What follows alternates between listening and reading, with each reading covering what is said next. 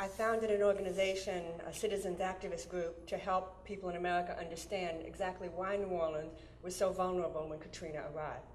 And as my friend Harry Shearer has already pointed out, it is not just academics at universities who have been silenced with intimidation by members of the federal U.S. Army Corps of Engineers.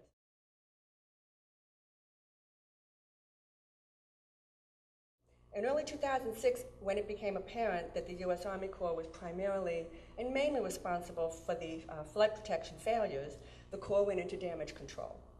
Any criticism was not to be tolerated. They paid millions of our taxpayer money on PR companies and awarded grants to consultancy communities like the American Society of Civil Engineers to repair the damage to the Corps' reputation.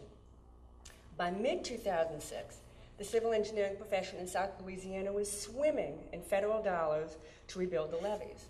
It was understood that if you wanted access to that buffet of work, you ought to pay respect to the New Orleans District Army Corps of Engineers and help them drive the critics out of town or out of business. And the result, any Army Corps detractor was vilified, discredited, or worse. What happened to Ivor Van Heerden at LSU for speaking critically about the U.S. Army Corps of Engineers is happening to others as well, and it's happening all over the country. In a 42-page detailed ethics complaint, Dr. Ray Seed, co-chair of the independent levee investigation team after Katrina, described tactics by a high-ranking official at the U.S. Army Corps, Paul Malacca, to prevent him and his colleagues from speaking to the press about what they found.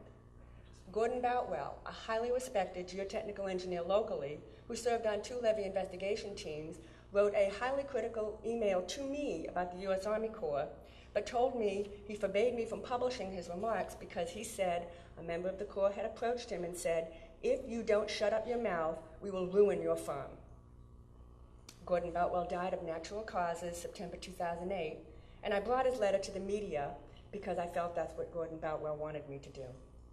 And finally, there was another person who was fired, H.J. Bosworth Jr., civil engineer and research director for levee.org, who was recently fired from his job for not playing the game, and apparently for his refusal to be quiet about the civil engineering mistakes by the Corps and other bad behavior. For his entire career, H.J. was a highly sought-after expert.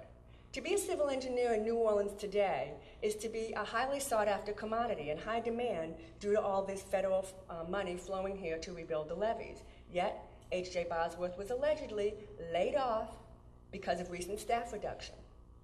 Mr. Bosworth has not yet filed suit because it's his intention never again to work for an engineering company and opting instead to work for himself. However, that does not make what happened to him conscionable. Thank you, Dr. Van Heerden. Thank you for doing what is right. Thank you for standing up for so many who were silenced with intimidation, and thank you for doing it at enormous personal expense.